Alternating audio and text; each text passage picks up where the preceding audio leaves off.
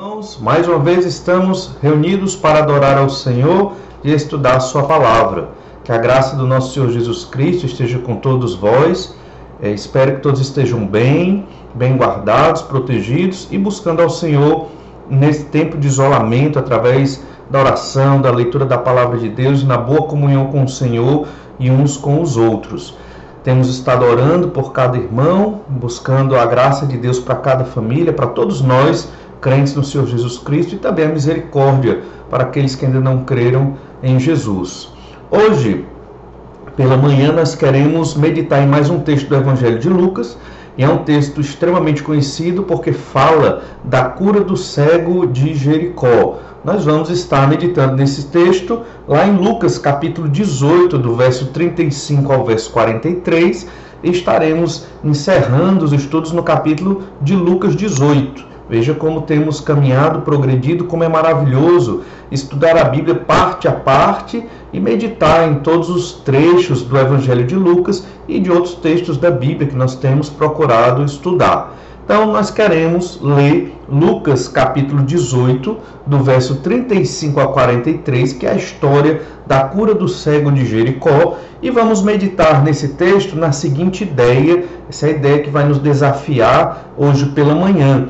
É que os salvos, eles têm que enxergar Jesus. Os crentes, nós que somos crentes e salvos, temos que enxergar Jesus da forma que Deus quer que enxerguemos. Então vamos ler o texto, Lucas capítulo 18, do verso 35 a 43. Então vamos meditar três verdades que nós observamos dentro da história do cego de Jericó. Olha o que diz lá em Lucas 18, verso 35. Aconteceu que, ao aproximar-se ele de Jericó, estava um cego assentado à beira do caminho, pedindo esmolas. E, ouvindo o tropel da multidão que passava, perguntou o que era aquilo. Anunciaram-lhe que passava Jesus, o Nazareno. Verso 38. Então ele clamou: Jesus, filho de Davi, tem compaixão de mim. E os que iam na frente o repreendiam para que se calasse. Ele, porém, cada vez gritava mais: Filho de Davi, tem misericórdia de mim? Então parou Jesus e mandou que lhe trouxessem. E tendo ele chegado, perguntou-lhe: Que queres que eu te faça? Respondeu ele: Senhor, que eu torne a ver. Então Jesus lhe disse: Recupera a tua vista, a tua fé te salvou. Imediatamente tornou a ver e seguia-o glorificando a Deus. Também todo o povo, vendo isto, dava louvores a Deus. Então, esse texto vai nos levar a refletir sobre a seguinte ideia: os salvos em Cristo têm que enxergar Jesus. Queremos ver três aspectos na história do cego de Jericó que nos ensinam, nos mostram que os salvos têm que enxergar Jesus e enxergá-lo da forma correta, como a Escritura nos diz. O primeiro ensino é que, dos três ensinos dessa história do cego de Jericó, o primeiro ensino é que devemos enxergar Jesus como o filho de Davi. Isso é muito importante, enxergar Jesus como ele realmente é, o filho de Davi, aquele que cumpriu as promessas do Antigo Testamento, o Salvador prometido logo depois da queda do pecado de Adão. Estudando um pouco sobre o contexto do que estava acontecendo, nós enxergamos nos evangelhos uma progressão na jornada do Senhor Jesus Cristo no ministério de Jesus. O Senhor Jesus inicia seu ministério na região da Galileia, depois Jesus ele trafega entre a Galileia e a Judeia, mais especificamente Jerusalém, indo e vindo algumas vezes, pelo menos cerca de 2 a 3 vezes são documentadas nos evangelhos, mas há uma última viagem de Jesus da Galileia até Jerusalém, para que Jesus seja crucificado. Jesus vai a Jerusalém sabendo que vai ser crucificado. O Evangelho de João deixa isso muito bem marcado quando diz: não é chegada a minha hora. Várias vezes Jesus diz: ainda não é chegada a minha hora. E então, no Getsemane, o Senhor Jesus afirma: é chegada a hora de ser entregue, aos gentios. Então Jesus é preso e levado à cruz. Então há uma progressão na caminhada do Senhor Jesus Cristo na sua viagem até Jerusalém. Nós temos acompanhado essa progressão no Evangelho de Lucas, quando Jesus sai da Galileia, vai para a Pérea, que é uma região do lado de Samaria, e então chega ali em Jericó, já bem perto de Jerusalém. Olhe essa progressão na viagem do Senhor Jesus a Jerusalém, a partir do Evangelho de Lucas, capítulo 9, verso 51. Vamos ler alguns versículos que vão mostrar esta progressão na viagem de Jesus. Lucas 9, 51 diz: E aconteceu que, ao se completarem os dias em que devia ele ser assunto ao céu, manifestou no semblante a intrépida resolução de ir para Jerusalém. Então, o Senhor Jesus Cristo, ele tinha essa vontade intrépida, certa, confirmada de ir a Jerusalém. Por quê? Porque ele sabia que estava chegando o momento de ele ser crucificado. Ainda em Lucas, capítulo 13, verso 22, lemos assim: Passava Jesus por cidades e aldeias, ensinando e caminhando para Jerusalém. Então, do capítulo 9 ao capítulo 13, Jesus continuou na viagem, passando de cidade em cidade, proclamando o evangelho do reino e caminhando para Jerusalém. Olha ainda o verso 33, Lucas 13, 33. Importa, contudo, caminhar hoje, amanhã e depois, porque não se espera que um profeta morra fora de Jerusalém. Jesus estava indo a Jerusalém para ser morto na cruz, ele sabia disso. Ainda, Lucas 17, verso 11. De caminho para Jerusalém, passava Jesus pelo meio de Samaria e da Galileia. Veja então que Jesus, indo para Jerusalém para a sua crucificação, passou por Samaria. E então, em Lucas 18, texto que acabamos de estudar há poucos domingos atrás, lemos em Lucas 18, 31. Tomando consigo os 12, disse-lhes Jesus: Eis que subimos para Jerusalém, e vai cumprir-se ali tudo quanto está escrito por intermédio dos profetas no tocante ao Filho do Homem, pois será ele entregue aos gentios, escarnecido, ultrajado e cuspido, e depois de o açoitarem tirar-lhe-ão a vida, mas ao terceiro dia ressuscitará. Então, claramente, Jesus estava indo para Jerusalém para ser condenado, morto na cruz e ressuscitar ao terceiro dia. E neste percurso, nesta viagem, Jesus encontra ali um cego em Jericó. Na verdade, o cego de Jericó é que encontra Jesus. Então, muitos peregrinos galileus faziam essas viagens da Galileia, de Samaria e da Pérea, região da Pérea, que era vizinha a Samaria, faziam essa viagem até Jerusalém para ali assistirem à Páscoa. Jesus também foi no período da Páscoa a Jerusalém. E era a cidade que estava no meio do caminho, antes de chegar em Jerusalém, era a cidade de Jericó. Muitos peregrinos passavam ali por Jericó. Isso era muito bom para os mendigos que estavam ali e ganhavam a vida na mendicância. Então era uma situação muito propícia a eles. O cego de Jericó era um destes mendigos que estavam na beira do caminho e pedia aos peregrinos que iam para Jerusalém auxílio e ajuda. Olha então Lucas 18:35 novamente. Lucas 18:35, que é o nosso texto-chave de hoje. Aconteceu que, ao aproximar-se ele de Jericó, estava um cego assentado à beira do caminho pedindo esmolas, o que era muito comum naquela época, os cegos estarem no caminho, na rota dos peregrinos para Jerusalém, principalmente nas festas. Uma dessas festas mais conhecidas era a da Páscoa, então era muito comum eles estarem na beira do caminho, coletando, pedindo esmolas. Importante lembrar que de Jericó a Jerusalém distava aí cerca de 25 quilômetros. E então Jesus ele estava indo para Jerusalém, a viagem já estava no fim, Jesus já estava chegando e passou ali em Jericó. A maioria dos cegos, como nós já falamos, pedia esmolas, e esse era o trabalho deles, digamos assim, porque eles não tinham muito o que fazer naquele período, e assim eles eram sustentados.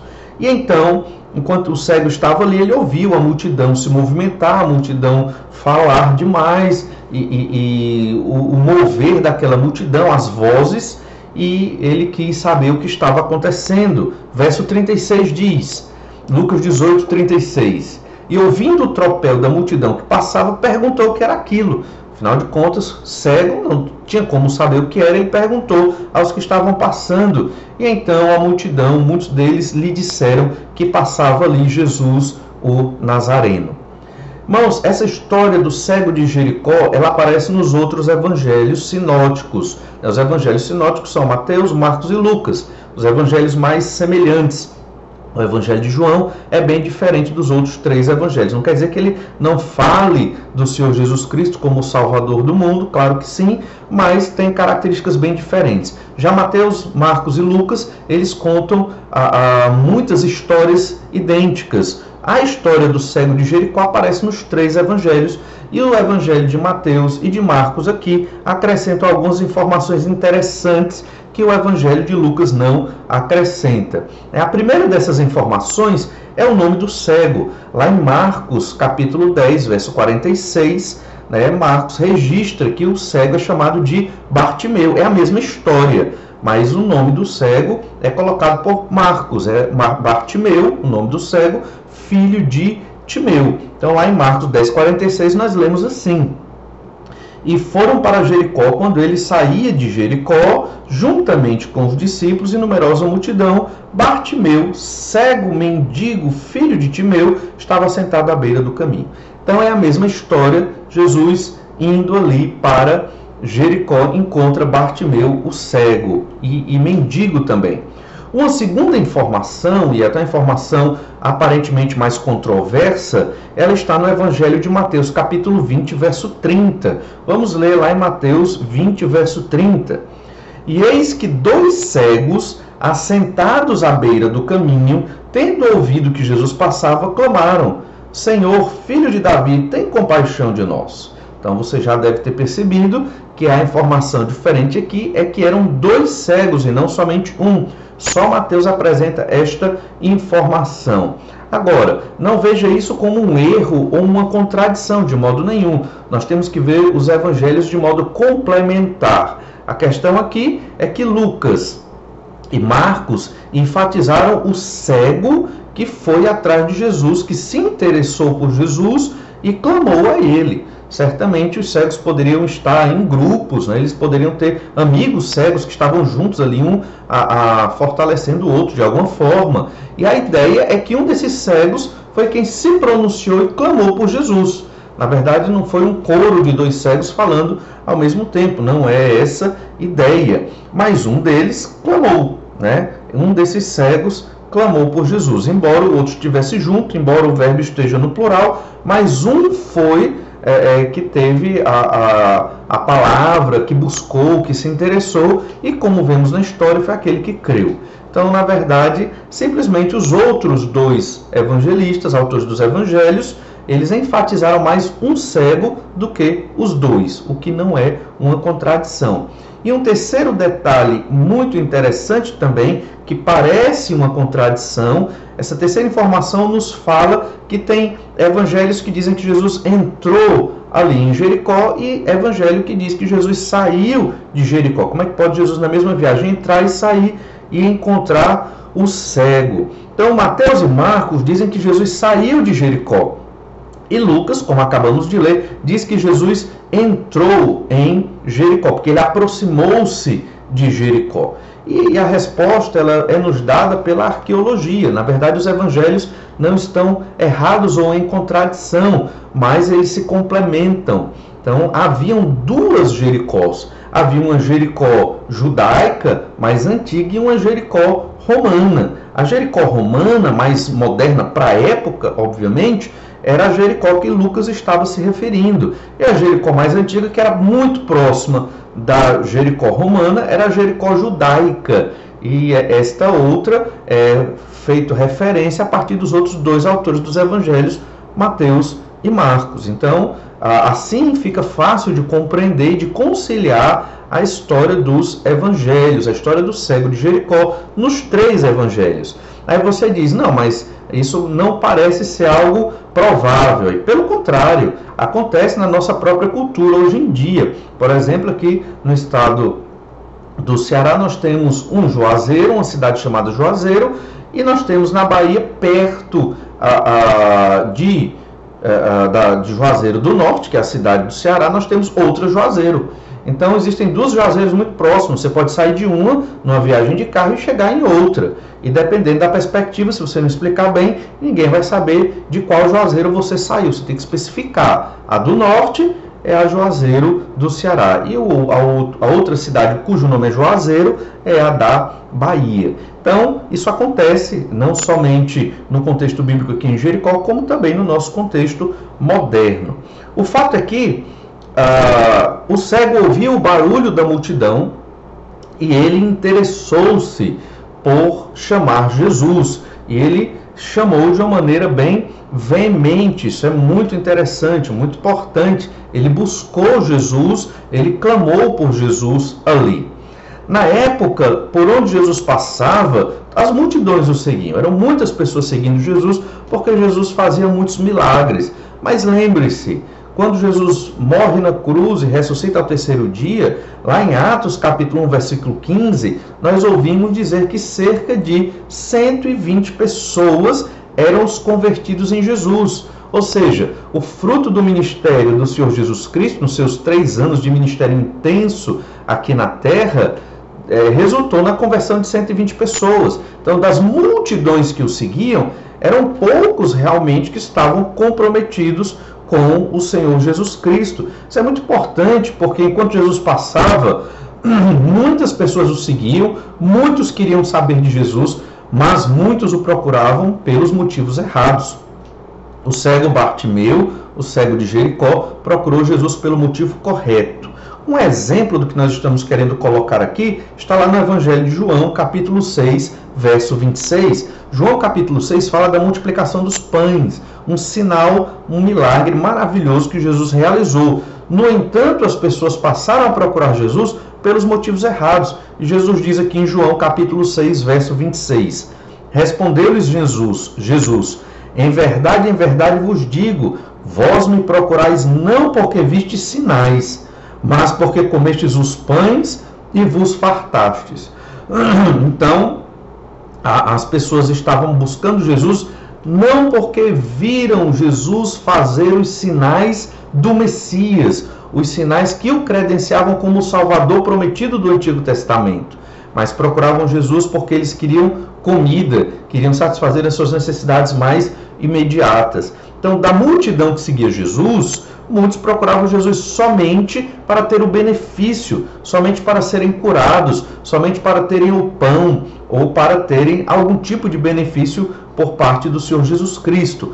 Poucos realmente foram os que se converteram. E aqui é muito importante destacar que Jesus, ele fez milagres para pessoas que não estavam interessadas em crer nele, e também fez milagres para que pessoas viessem a crer no seu nome, como foi o caso do cego de Jericó.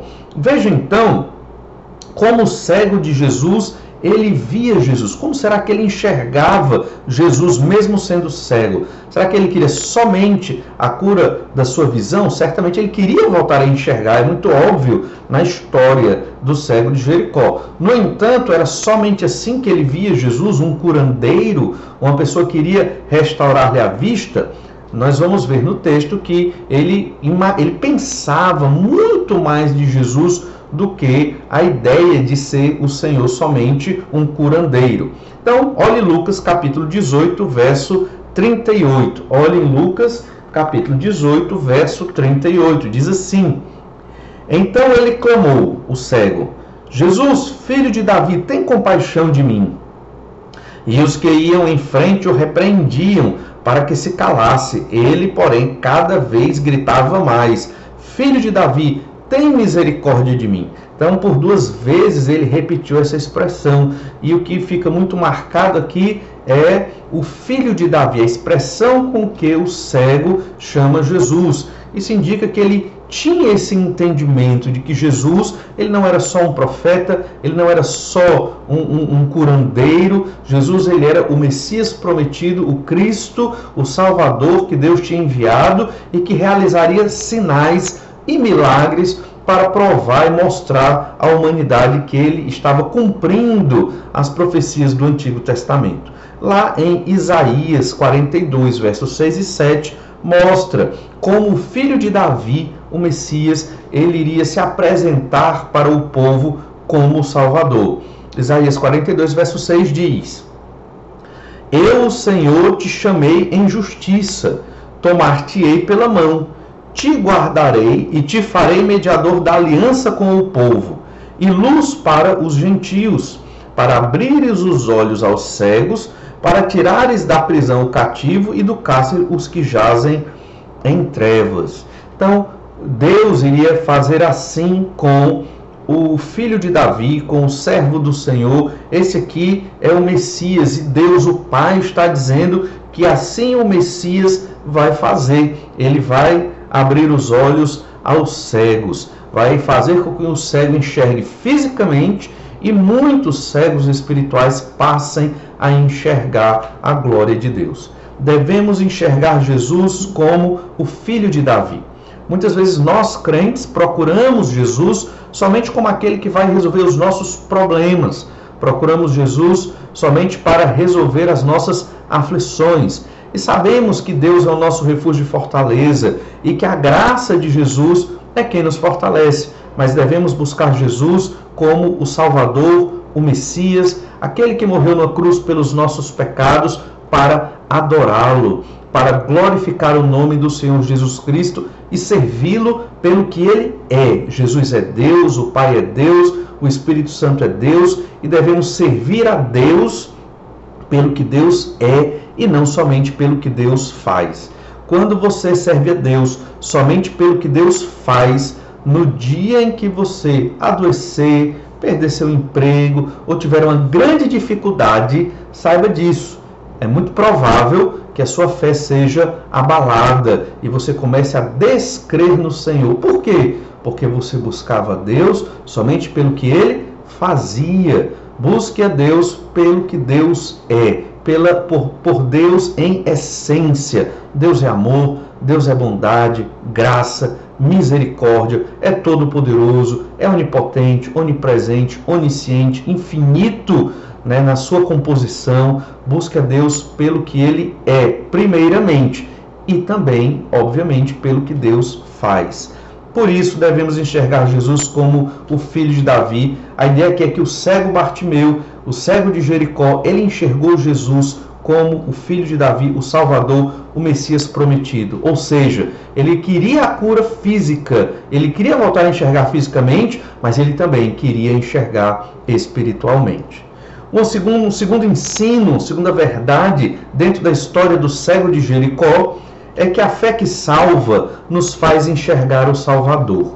Então, o cego passou a enxergar fisicamente, mas também passou a enxergar espiritualmente. A fé que salva nos faz enxergar o Salvador. Isso é importante porque aquele cego, ele teve fé, a fé salvadora. Deus colocou esta fé na vida dele e ele enxergou Jesus como o Salvador. Nem todo mundo que tem fé tem a fé que salva e tem a fé verdadeira. É do ser humano ter fé. A fé aqui, entenda, é a confiança em naquilo que você deposita a sua vida. Nós depositamos a nossa vida no Senhor Jesus Cristo, confiamos no Senhor Jesus Cristo, confiamos no Pai, nos planos de Deus, na soberania de Deus sobre as nossas vidas. Mas existem muitos outros que até se dizem cristãos, mas que não confiam em Deus, não confiam no Senhor Jesus Cristo, não confiam na palavra de Deus. A fé deles é outro tipo de crença, outro tipo de fé. Vejamos então aqui Lucas capítulo 18, do verso 40 ao 43.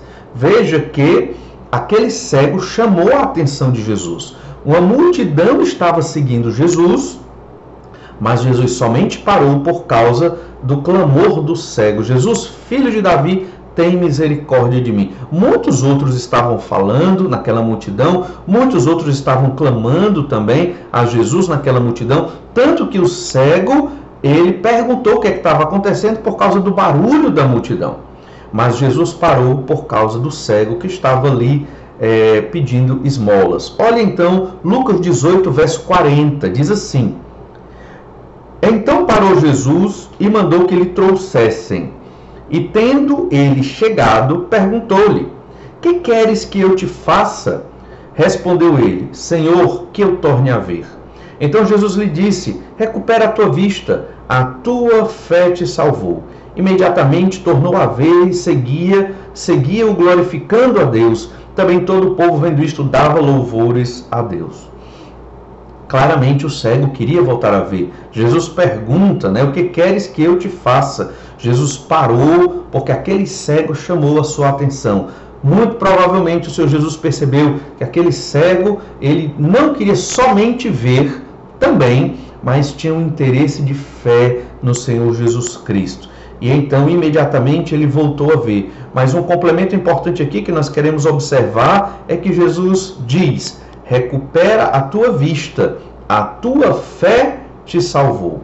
Ele recuperou a visão, mas também obteve ali a salvação da sua alma. Esse não era o único cego que estava no meio do caminho, como lemos lá no Evangelho de Mateus, haviam 2 cegos, e muito provavelmente no caminho de Jesus da Galileia, passando por Samaria, Pérea, chegando aqui em Jericó, haviam muitos outros cegos no meio do caminho, mas esse recebeu um especial destaque, ele foi digno de referência. Por quê? Certamente porque ele tinha fé no Filho de Davi, ele tinha esperança nas promessas do Antigo Testamento, e ele já havia ouvido falar de Jesus. Muita gente naquele período conhecia de ouvir falar do Senhor Jesus Cristo, ou já tinha visto alguns dos seus milagres. Aquele cego estava ali, e quando viu a oportunidade de conhecer Jesus, ele se levanta e ele busca e clama e grita pelo Senhor Jesus Cristo. Esse cego chamou a atenção do Senhor Jesus Cristo, e o Filho de Deus parou para atendê-lo, curá-lo e salvar a sua vida. Jesus, ele fez muitos milagres. No Evangelho de Lucas nós temos dezenas de milagres aqui apontados. Jesus curou pessoas de toda sorte, curou o cego, ressuscitou pessoas, curou pessoas que tinham problemas de fluxo de sangue, e várias situações o Senhor Jesus operou milagres de cura, retirou endemoniados, o demônio dos endemoniados, que também é um tipo de cura ali. Observe então Lucas 4:40, que fala de tantos milagres que Jesus fez. Lucas 4:40. Ao pôr do sol, todos que tinham enfermos de diferentes moléstias lhes traziam, e ele os curava, impondo as mãos sobre cada um. Também de muitos saíam demônios, gritando e dizendo: Tu és o Filho de Deus. Ele, porém, os repreendia para que não falassem, pois sabiam ser ele o Cristo. Então eram muitos os milagres feitos por Jesus, vários enfermos que Jesus curava. Em Lucas capítulo 6, verso 17, também diz isso. Lucas 6,17. E descendo com eles, parou numa planura, onde se encontravam muitos discípulos seus e grande multidão do povo, de toda a Judéia, de Jerusalém, do litoral de Tiro e de Sidom, que vieram para o ouvirem, serem curados de suas enfermidades. Também os atormentados por espíritos imundos eram curados, e todos da multidão procuravam tocá-lo, porque dele saía poder e curava todos. O Senhor Jesus Cristo pregava a mensagem da salvação, a mensagem do Evangelho do Reino de Deus, mostrando que ele era o Messias, o Salvador prometido, e curava as pessoas para mostrar o cumprimento das promessas do Antigo Testamento. Então, estes sinais que Jesus operava de cura autenticavam a mensagem que ele pregava, para mostrar ao povo, principalmente o povo judeu, mas também os outros que estavam ao redor, que conheciam as promessas do Antigo Testamento, para mostrar a todos que ele era o cumprimento destas promessas. Jesus, então, ao ver o cego, perguntou o que ele queria. Voltando aqui para a história do cego de Jericó, perguntou o que ele queria, e então o cego disse que ele queria tornar a ver. Jesus fez o cego voltar a enxergar, mas mais do que isso, Jesus disse: a tua fé te salvou. Jesus falou isso em outros momentos também, para outras personalidades do Novo Testamento, no Evangelho de Lucas. Por exemplo, Jesus fala isso para aquela mulher pecadora que chorou nos pés de Jesus, que com suas lágrimas lavou os pés do Senhor Jesus Cristo, que derramou aquele perfume, aquele unguento sobre os pés do Senhor Jesus Cristo. Lemos isso lá em Lucas capítulo 7, verso 49. Diz assim: os que estavam com ele à mesa começaram a dizer entre si: quem é este que até perdoa pecados? Mas Jesus disse à mulher: a tua fé te salvou, vai-te em paz. Esta mulher nem foi curada, nem é possível colocá-la no rol daqueles que foram curados por Jesus, mas Jesus perdoa os pecados dela e diz: a tua fé te salvou. E como essa mulher expressou fé? Ao lavar os pés de Jesus. Mas nós sabemos que lavar os pés de Jesus não salva ninguém, mas lavar os pés de Jesus apresenta o que está dentro do coração. O coração daquela mulher estava arrependido dos seus pecados. Ela já ouvira falar de Jesus, ela creu que Jesus era e é o Messias prometido, e então a sua fé a salvou, e o próprio Senhor Jesus diz isso. Mas também aquela mulher que há 12 anos sofria de hemorragia, que fora curada por Jesus, que tocou ali no Senhor Jesus Cristo. Olha o que Jesus diz sobre ela, Lucas 8:48. Então lhe disse: filha, a tua fé te salvou, vai-te em paz. Ela foi curada também daquela hemorragia que ela tinha há 12 anos, mas também ela foi salva porque creu que Jesus não somente tinha o poder para curá-la, mas também Jesus era o Salvador, o Messias prometido, filho de Davi, que veio para salvá-la da condenação dos seus pecados. Jesus, ele curava muitos enfermos, e uma das histórias mais impactantes do Evangelho de Lucas é a cura dos 10 leprosos. Jesus curou 10 leprosos que suplicaram a ele por livramento daquela enfermidade, mas dos 10, somente um deles teve a cura espiritual, foi salvo da condenação dos seus pecados. Lá em Lucas 17, verso 18 e 19, nós lemos sobre isso, e mais uma vez Jesus fala essa expressão: a tua fé te salvou. Olha Lucas 17, verso 18. Não houve porventura quem voltasse para dar glória a Deus, senão este estrangeiro, e disse-lhe: levanta-te, a tua fé te salvou. Ele foi salvo da lepra, mas principalmente salvo da condenação do inferno, porque creu que o Senhor Jesus era o filho de Davi, o Messias prometido, o Salvador. Então, sempre quando você lê nos evangelhos, lembre-se disso.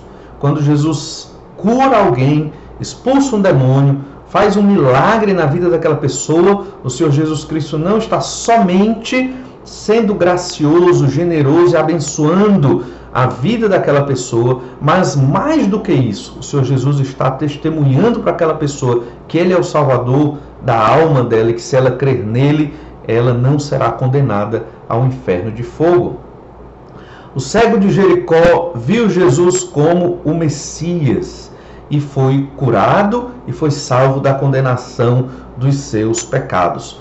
Lá no Evangelho de João, capítulo 9, todo o capítulo fala da cura de um cego. Outro cego, não é o cego de Jericó, mas é um outro cego, um cego de nascença, que é muito difícil. Naquela época, alguém curar um cego de nascença era praticamente impossível. Jesus cura aquele cego de nascença. Isso gera uma controvérsia com os judeus e fariseus ali, que envolve até os pais do cego, para saber se realmente ele era cego de nascença. E então, nós observamos que muitas vezes, vamos ler esse texto, João 9, verso 35, e observamos nesse texto muitas vezes que aqueles que duvidam do poder do Senhor Jesus Cristo, esses são os maiores cegos, esses é que precisam realmente enxergar. O cego de Jericó, mesmo sendo cego fisicamente, ele conseguia enxergar em Jesus o Salvador. Olha João 9,35, esse texto fala do cego de nascença. Ouvindo Jesus que o tinham expulsado, o cego de nascença, encontrou-o, lhe perguntou: crês tu no Filho do Homem? Ele respondeu e disse: quem é, Senhor, para que eu nele creia? E Jesus lhe disse: já o tens visto, e é o que fala contigo. Então afirmou ele: creio, Senhor, e o adorou. Prosseguiu Jesus: eu vim a este mundo para juízo, a fim de que os que não veem vejam, e os que veem se tornem cegos. Alguns dentre os fariseus que estavam perto dele perguntaram-lhe: acaso também nós somos cegos? Respondeu-lhe Jesus: se fosseis cegos não teríeis pecado algum, mas porque agora dizeis, não vemos, subsiste o vosso pecado. Perceba então que Jesus está fazendo aqui um trocadilho com o tema da cegueira. Jesus está dizendo que Um cego, ele pode enxergar e ter fé no Senhor Jesus Cristo, mesmo sem ter a visão física. E está dizendo que aqueles que têm a visão com os olhos da carne, os olhos físicos, eles têm que ser cegos para os pecados, eles têm que ser cegos para a maldade e têm que enxergar pela fé o Senhor Jesus como Salvador, como a vontade de Deus para a vida deles, como aquele que foi prometido desde o Antigo Testamento para livrá-los da condenação dos seus pecados. Veja bem, temos que ser cegos para os pecados e temos que ter olhos para Jesus e para as coisas de Deus. Os judeus e fariseus naquele período, eles não enxergavam que Jesus tinha poder para curar um cego de nascença. Eles não conseguiam enxergar essa verdade porque estavam dominados pelo seu pecado de idolatria. Eles acreditavam na salvação por obras, eles idolatravam alguns vultos do Antigo Testamento, de modo que não havia espaço no coração deles para Jesus como o Salvador.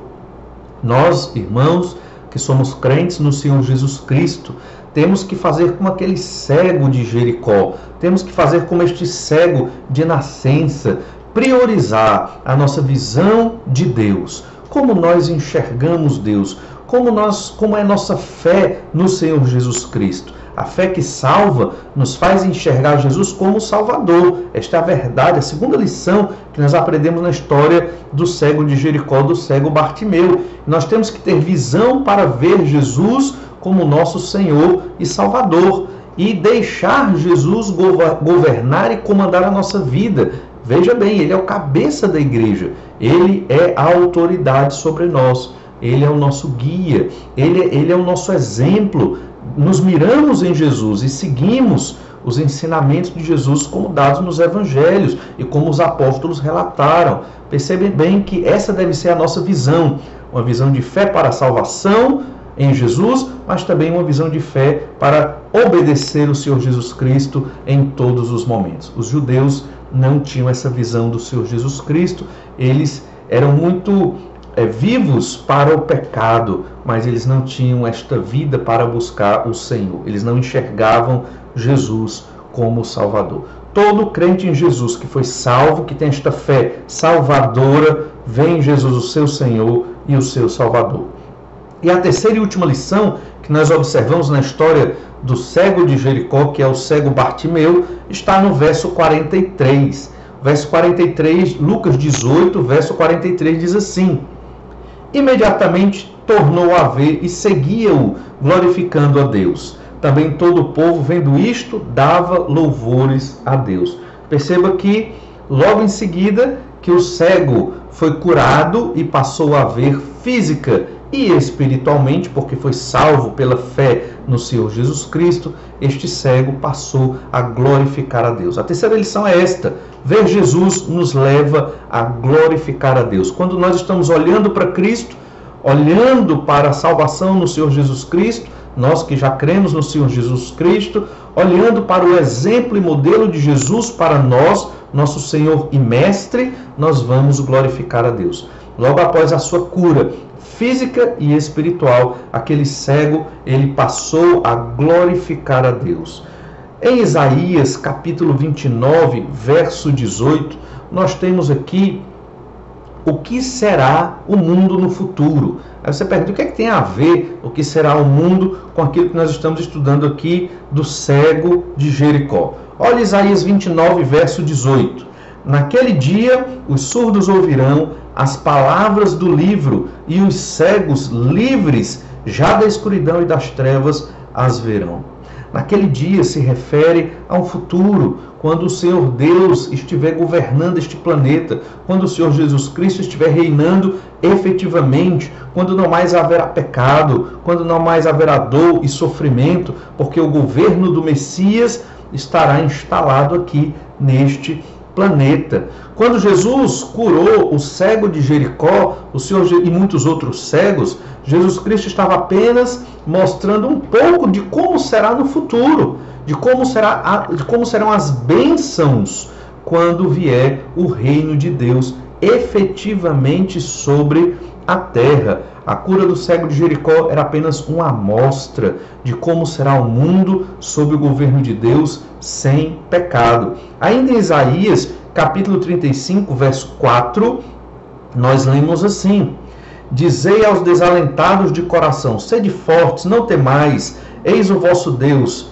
A vingança vem, a retribuição de Deus, ele vem e vos salvará. Então se abrirão os olhos dos cegos e se desimpedirão os ouvidos dos surdos. Os coxos saltarão como cervos e a língua dos mudos cantará, pois águas arrebentarão no deserto e ribeiros no ermo.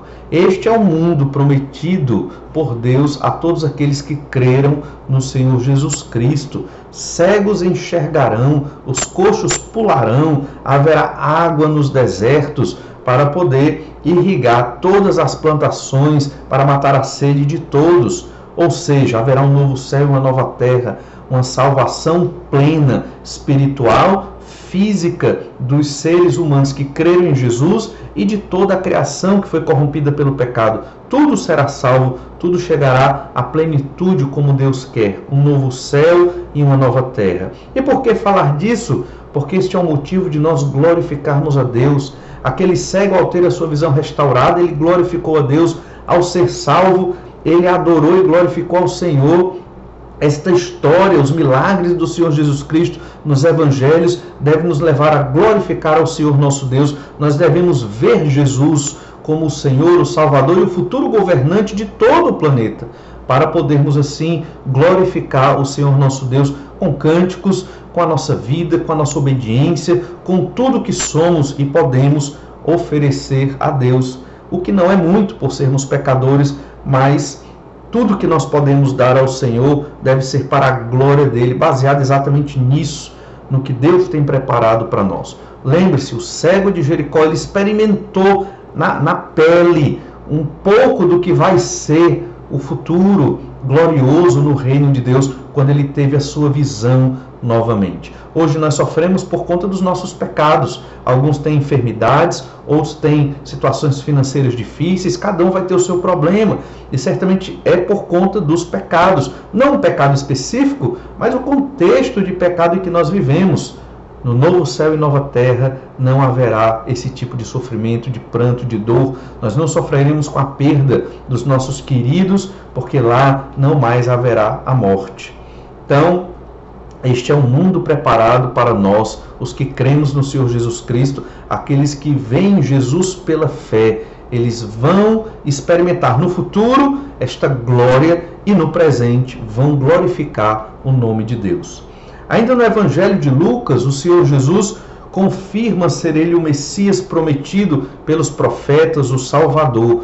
O cego de Jericó, ele entendia que Jesus era o Messias e creu em Jesus como o Messias quando disse: Jesus, filho de Davi. Mas o Senhor Jesus Cristo sempre pregou isso. Certamente o cego de Jericó ouviu em algum momento. Lá em Lucas 4,17 temos um exemplo de como Jesus sempre falava e pregava que ele era o cumprimento dessas profecias sobre o Messias do Antigo Testamento. Olha Lucas 4,17.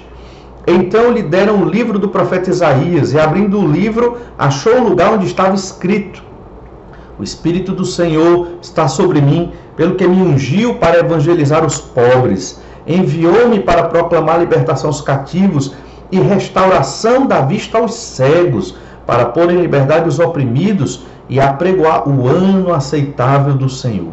Tendo fechado o livro, devolveu ao assistente e sentou-se, e todos na sinagoga tinham os olhos fitos nele. Então passou Jesus a dizer-lhes: Hoje se cumpriu a escritura que acabais de ouvir. Jesus tinha acabado de ler Isaías 61, verso 1 e 2, e no meio do verso 2 ele para e ele fala do ano aceitável do Senhor, que é a primeira vinda do Senhor Jesus Cristo, que está acontecendo aqui em Lucas capítulo 4 e durante todo o evangelho de Lucas aqui nos evangelhos. Perceba que Jesus diz que veio para restaurar a vista aos cegos.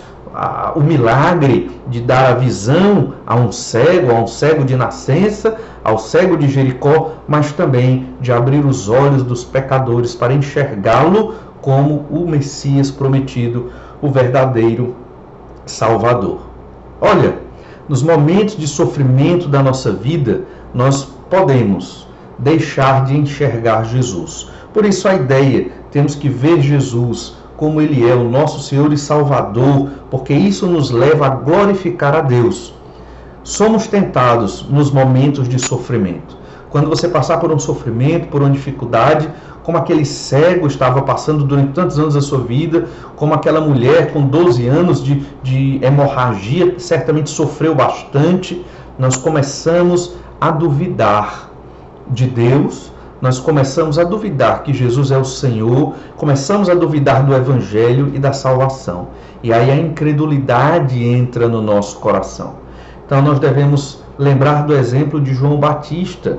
Ele nos ensina muito nesses momentos. João Batista, ele pregou de modo muito enfático e forte de que Jesus era o Messias, o Salvador prometido. Ele tinha o propósito de vida de exaltar Jesus, que Jesus crescesse e que ele diminuísse.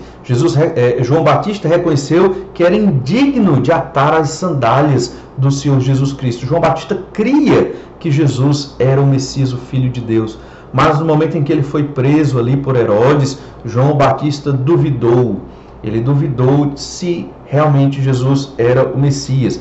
E veja qual foi a resposta que Jesus deu aos discípulos de João Batista. João Batista estava preso, enviou discípulos para perguntar a Jesus se realmente ele era o Messias, o enviado. Veja a resposta que Jesus dá para João Batista. Lucas capítulo 7, verso 20, fala dessa história. Quando os homens chegaram junto dele, disseram: João Batista enviou-nos para te perguntar: és tu aquele que estava para vir, ou esperaremos outro? Naquela mesma hora curou Jesus muitos de moléstias e de flagelos e de espíritos malignos, e deu vista a muitos cegos. Então eles perguntaram, sendo enviados por João Batista, aqueles discípulos de João Batista perguntaram a Jesus: és tu aquele que estava para vir, ou esperaremos outro? E então Jesus muito provavelmente disse: espera um pouquinho, respondo já. E então Jesus fez muitos milagres, muitos sinais, e curou aqui, deu à vista a muitos cegos. Jesus curou muitos cegos naquele momento. E então Jesus volta para aqueles discípulos de João Batista. Certamente deve ter sido um intervalo de algumas horas. E Jesus volta para aqueles discípulos e diz assim no verso 22. Então Jesus lhes respondeu: ide e anunciai a João o que vistes e ouvistes. Os cegos vêm, os coxos andam, os leprosos são purificados, os surdos ouvem, os mortos são ressuscitados, e aos pobres anuncia-se-lhes o Evangelho. E bem-aventurado é aquele que não achar em mim motivo de tropeço. Perceba então que Jesus respondeu àqueles discípulos de João Batista que iriam levar a mensagem para João Batista. Ele respondeu com a própria palavra de Deus. Jesus mostrou para eles: vejam o cumprimento das profecias, está acontecendo. Jesus disse para eles: olha, eu estou cumprindo tudo que os profetas dizem sobre mim como Messias. Apenas relatem o que vocês estão vendo. Nós também, irmãos, devemos ter a nossa fé firmada na palavra do Senhor. A palavra de Deus, ela é a verdade. Ela é o relato objetivo de que o Senhor é Deus, de que Jesus é o Filho de Deus, o Salvador prometido, que veio morrer numa cruz pelos nossos pecados. Não podemos deixar que as nossas emoções, os nossos sentimentos, por causa de sofrimentos e dificuldades, nos afastem da nossa fé no Senhor Jesus Cristo. Isso vai acontecer, pelo menos a tentação disso vai chegar a nós. E nós vamos pensar em duvidar de que o Senhor Jesus é o caminho correto, de que esses anos que estamos investindo na vida cristã valem a pena. Vamos começar a cogitar se não perdemos tempo de vida na igreja, se não perdemos tempo da nossa vida nos caminhos do Senhor. E a resposta está na palavra de Deus. Quando você for tentado a duvidar de Jesus, do plano de Deus, da salvação na sua vida, quando você for tentado a duvidar da verdade do Senhor por causa de sofrimentos, sentimentos e momentos difíceis na sua vida, você deve voltar para a Bíblia. você deve reler os evangelhos, reler os textos da Bíblia que falam da salvação, como a Epístola de Paulo aos Romanos. Leia toda, procurando as respostas. Leia os evangelhos de Jesus, como estes homens e mulheres dos evangelhos creram no Senhor Jesus Cristo. Uma multidão seguia Jesus, mas somente 120 estavam convertidos no final do ministério do Senhor Jesus, o que era muito pouco comparado à multidão que seguia Jesus, a quantidade de pessoas que Jesus curou, Jesus abençoou, Jesus multiplicou o pão para eles, mas somente 120 foram fiéis quando o Senhor Jesus Cristo foi morto na cruz, ressuscitou ao terceiro dia. Nós não podemos deixar a nossa fé ser abalada pelas circunstâncias da nossa vida, pelos sofrimentos, pelos problemas e pelas dificuldades. A fé que temos no Senhor Jesus Cristo, ela é sobrenatural, ela vem de Deus. Deus colocou esta fé em nós porque estávamos mortos nos nossos delitos e pecados. Em nós mesmos não temos nada de bom, somos completamente depravados e corrompidos pelo pecado. Só Deus poderia colocar tamanha fé no nosso coração. Por isso que a salvação é completamente pela graça de Deus, não depende de nós, do que nós fazemos, muito menos depende da fé que temos, porque na verdade sem Deus não teríamos fé verdadeira de modo nenhum. Deus colocou esta fé em nós. Perceba então, a nossa fé, ela deve estar além das dificuldades. Devemos enxergar Jesus como Ele é, para poder glorificar a Deus. Irmãos, os salvos têm que enxergar Jesus. A história do cego Bartimeu, do cego de Jericó, nos mostra isso. Vimos 3 aspectos, 3 ensinos na história deste cego. Primeiro, devemos enxergar Jesus como filho de Davi, o Messias prometido do Antigo Testamento, que cumpriu as promessas. A fé que salva nos faz enxergar o Salvador. Este é o segundo ensino. E por fim, ver Jesus nos leva a glorificar a Deus. Usemos a nossa vida para a glória de Deus, crendo nele, não duvidando do poder do Senhor, nem da verdade do Evangelho.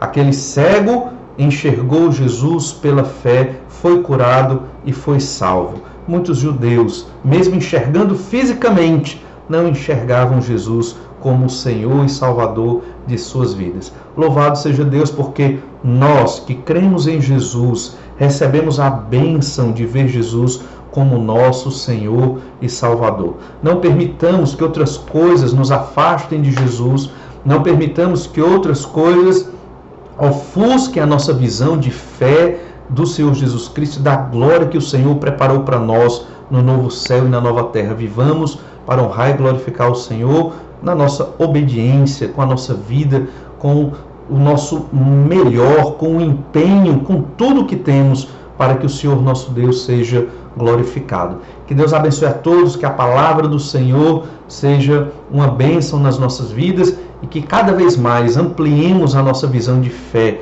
no Senhor e na sua palavra. Vamos orar, pedir que o Senhor nos abençoe. Pai, nós te agradecemos muito por tua graça e misericórdia e pelo teu tão grande amor para conosco. Pai amado, tem misericórdia de nós, ajuda-nos a viver segundo o teu querer, segundo a tua vontade. Te peço, ó Deus, nos ajuda a enxergar mais e mais o propósito do Senhor nas nossas vidas. Às vezes ficamos muito confortados, Senhor Deus, naquilo que estamos fazendo. Abre a nossa visão, Senhor Deus, faz-nos enxergar pela fé mais e mais aquilo que o Senhor quer para nós. Nos capacita para glorificarmos o teu nome. Te louvamos, ó Deus, pela história do cego de Jericó, como o teu filho fez aquele homem enxergar física e espiritualmente, ser salvo ali. Te peço, ó Deus, que o Senhor nos abençoe para permanecermos sempre nesta visão de fé, na salvação do Senhor Jesus Cristo e vivendo para glorificar o Senhor. Tudo isso te pedimos, Pai amado, no nome do Senhor Jesus. Amém. Irmãos, que Deus abençoe a todos e até breve.